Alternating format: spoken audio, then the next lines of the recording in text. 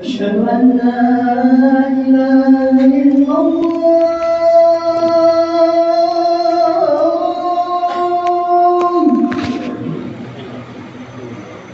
أشهد أن لا إله إلا الله.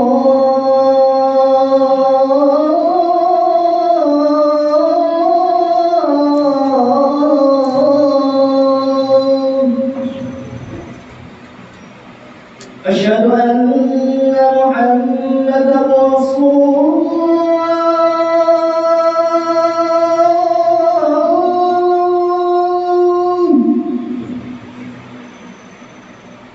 أشهد أن محمدا رسول الله.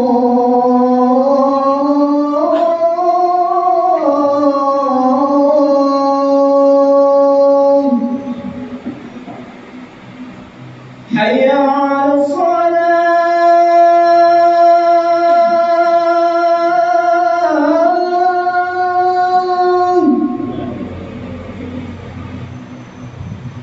حي على الصلاة.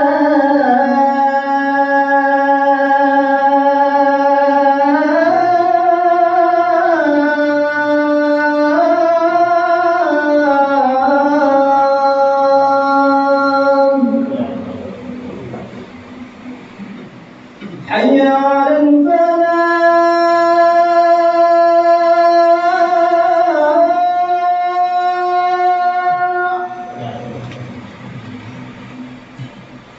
حي على الفلاح.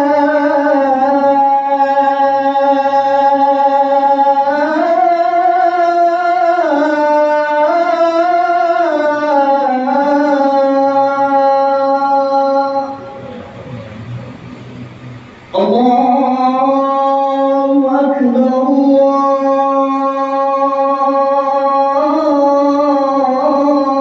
الله أكبر. لا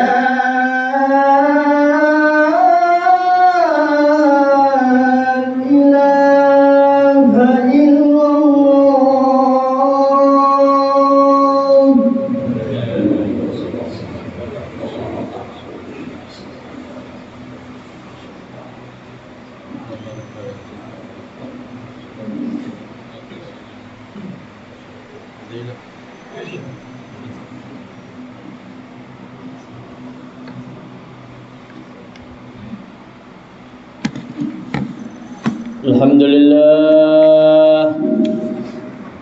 الحمد لله الذي أنعمنا بنعمة الإيمان والإسلام، والصلاة والسلام على سيدنا محمد خير الأنام وعلى آله وأصحابه الكرام.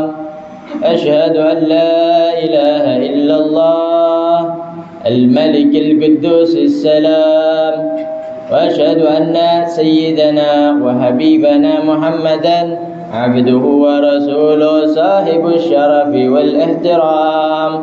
أما بعد، فيا أيها المؤمنون اتقوا الله حق تقاته ولا تموتن إلا وأنتم مسلمون، واشكروه على ما هداكم للإسلام وأولاكم من الفضل والإنعام وجعلكم من أمتي ذوي الأرحام.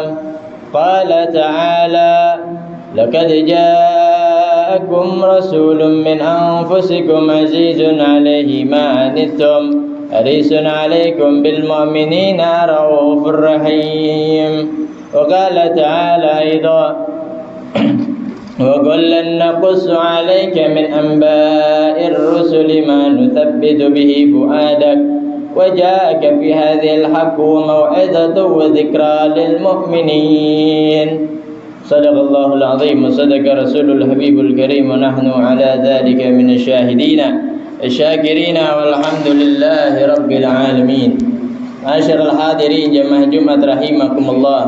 Sama-sama kita bersyukur kepada Allah Subhanahu wa taala atas segala limpahan karunia nikmatnya, terkhusus nikmat iman, nikmat Islam, nikmat sehat afiat dan nikmat yang paling istimewa adalah kita dijadikannya umat daripada baginda Habibina Muhammad sallallahu alaihi wa ala alihi wa sahbihi wasallam. Salawat serta salam selalu tercurah kepada junjungan alam Nabi kita, yaitu Nabi besar Muhammad sallallahu alaihi wa ala alihi wa sahbihi wasallam, beserta para keluarga, sahabat dan kita sebagai umatnya. Tiada lain yang bisa kita harapkan melainkan nanti di yaumil qiyamah kita berjalan di belakang barisannya baginda Nabi besar Muhammad sallallahu alaihi wasallam, barisan yang akan menuju surganya Allah Subhanahu wa taala, barisan yang akan selamat, yaitu barisan di belakang Nabi besar Muhammad sallallahu alaihi wasallam. Semoga Allah Subhanahu wa taala memberikan kita istiqamah, taufik hidayahnya untuk selalu berada di dalam ajarannya Nabi Muhammad sallallahu alaihi wasallam. Ma'asyiral hadirin rahimakumullah.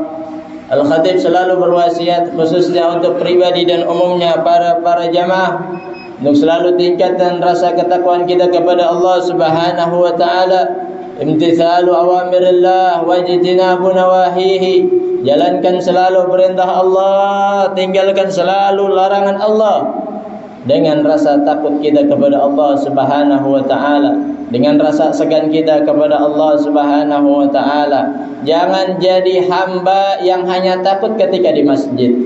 Jangan jadi hamba yang takut kepada Allah hanya ketika pakai peci, baju koko dan sarung. Jangan hanya menjadi hamba yang takut kepada Allah ketika hanya bisa berbuat baik saja. Tapi jadilah hamba yang bertakwa dimanapun kita berada. Ketika kita di pasar, jadilah yang bertakwa. Ketika kita di kantor, jadilah yang bertakwa. Ketika kita di rumah, jadilah yang bertakwa. Ketika kita keadaan senang, jadilah yang bertakwa. Ketika susah, jadilah yang bertakwa. Maka inilah hakikat takwa yang tidak bisa berubah dengan satu keadaan, melainkan takwa harus ada pada setiap keadaan di dalam diri kita. Ma'asyiral hadirin rahimakumullah. Tak terasa alhamdulillah kita bersyukur kepada Allah Subhanahu wa taala telah memasuki bulan istimewa, bulan di mana sejarah Allah Subhanahu wa taala menyelamatkan kita sebagai umat manusia, yaitu dilahirkannya baginda Nabi besar Muhammad sallallahu alaihi wasallam. Ini yang perlu kita perhatikan, ma'asyiral hadirin rahimakumullah. Kita sebagai umat Islam, umat Nabi Muhammad sallallahu alaihi wasallam sangat miris, menyesal. Hati ini sedih. Kenapa banyak daripada umat Islam tidak mengenal nabinya? Kenapa dari mereka umat Islam tidak mengetahui akan kehidupan nabinya? Ditanya siapa nabinya, siapa istrinya, siapa anak-anaknya, mereka tidak mengetahui. Tapi ketika ditanya umat siapa engkau? Umat Nabi Muhammad sallallahu alaihi wasallam. Lalu kita mengikuti nabi yang mana? Mengikuti rasul yang mana? Ajaran yang mana? Kalau kita tidak mengetahui siapa yang kita ikuti. Maka di momen yang bagus ini, istimewa ini, bulan kelahirannya Nabi Muhammad SAW, Rabiul Awal, bulan yang tadinya tidak ada keistimewaan, namun dengan kelahiran Nabi Muhammad SAW menjadi istimewa. Kota Makkah yang tadinya tidak ada apa-apa, dengan adanya kelahiran Nabi Muhammad SAW menjadi kota yang istimewa. Kota Madinah yang tidak ada apa-apa dari keistimewaannya, ketika menjadi tempat wafatnya Nabi Muhammad SAW menjadi kota yang istimewa. Semua yang berkaitan dengan nama Muhammad sallallahu alaihi wasallam menjadi istimewa. Begitu juga bulan, waktu, semuanya yang berkaitan di dunia ini dengan nama Nabi Muhammad sallallahu alaihi wasallam menjadi istimewa. Kenapa? Karena nama Nabi Muhammad sallallahu alaihi wasallam bersanding di dalam kalimat la ilaha illallah Muhammadur Rasulullah. Itulah keistimewaan, kemuliaan daripada baginda Nabi Muhammad SAW. Kenapa perlunya kita mengulas kembali akan kisah-kisah sejarah baginda Nabi besar Muhammad SAW. Karena Allah Subhanahu wa taala menegaskan di dalam Al-Qur'an, wa kullan naqussu 'alaika min amba'ir rusul ma nuthabbitu bihi fa'adak wa ja'aka fi hadzal haqqu wa mau'izatu wa dzikra lil mu'minin. Allah Subhanahu wa taala berfirman, dan setiap kami kisahkan atasmu, yaitu kepada Nabi Muhammad SAW, tentang siapa mereka para rasul-rasul terdahulu. Jadi Allah mengisahkan kepada Nabi Muhammad tentang rasul-rasul terdahulu. Supaya apa? Manusabbitu bihi fu'adak, supaya hati engkau menjadi kuat, hati engkau menjadi tetap, hati engkau menjadi tambah imannya. Waja'aka fi hadhil haqqu wa mau'izatu wa dzikra lil mu'minin, dan telah datang kepada engkau di dalam kisah ini, yaitu para rasul-rasul terdahulu. Di sana ada kebenaran, ada nasihat, dan ada pengingat bagi mereka orang-orang beriman. Jadi tidak ada yang salah dengan mengingat kelahiran Nabi Muhammad SAW dan juga sejarah-sejarah kehidupan daripada baginda Nabi Muhammad SAW. Untuk apa? Ma nusabbitu bihi fu'adak, supaya hati kita menjadi kuat lagi imannya, supaya ibadah kita makin tambah semangat, supaya makin tambah mengikuti Nabi Muhammad SAW dalam sunnah-sunnahnya, berpegang teguh di dalam ajaran Islam ini, di dalam menjaga sunnah. Masyaallah hadirin rahimakumullah. Di dalam satu riwayat Al-Imam Al-Bukhari, beliau menyatakan tentang bagaimana Abu Lahab, paman Nabi Muhammad SAW, yang telah dinyatakan di dalam Al-Quran, bitabbat yada abi lahabi wa tab. Abu Lahab telah pasti masuk neraka dengan tangannya diikat dan membawa apinya sendiri. Tapi apa, masyaallah hadirin rahimakumullah, ada satu keistimewaan yang mana Abu Lahab mendapatinya dengan bergembira sebab kelahiran keponakannya, yaitu Nabi Muhammad SAW. Qala Urwatu wa Thuwaibatu maulatun li Abi Lahab a'taqaha fa arda'atin Nabiy sallallahu alaihi wasallam. Falamma mata Abu Lahab arahu ba'du ahlihi bi syarri haibatin qala lahu madza laqita qala lam alqi ba'dakum ghaira anni sakitu fi hadhihi bi ataqati thawbat. Dikatakan bahwasanya Suwaibah adalah budak daripada Abu Lahab, yang ketika itu dia dibebaskan oleh Abu Lahab pada saat Nabi Muhammad SAW dilahirkan. Lalu ketika mati Abu Lahab, salah seorang daripada keluarganya bermimpi melihat Abu Lahab dalam keadaan yang sangat-sangat buruk, yang sangat-sangat jelek daripada keadaannya. Lalu ditanya, qala lahu madza laqita, ditanyakan, wahai Abu Lahab, apa yang engkau dapati sekarang?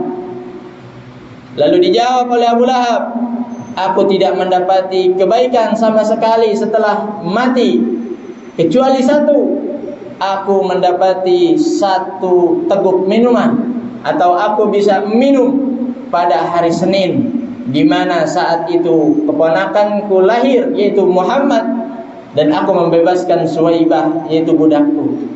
Masyaallah hadirin rahimakumullah. Ini adalah kisah di mana yang diriwayatkan oleh Al-Imam Al-Bukhari, menandakan siapa orang yang berbahagia dengan kelahirannya Nabi Muhammad SAW, mereka pasti mendapatkan kebaikan dari Allah Subhanahu wa taala dan tidak akan merugi, karena Nabi Muhammad adalah kekasih Allah. Siapa yang mencintainya pasti dicintai. Siapa yang bahagia dengannya, maka Allah akan kasih kebahagiaan. Setiap apapun yang kita jadikan, ekspresikan atas Nabi Muhammad SAW, semua akan dibalas. Begitu juga sebaliknya.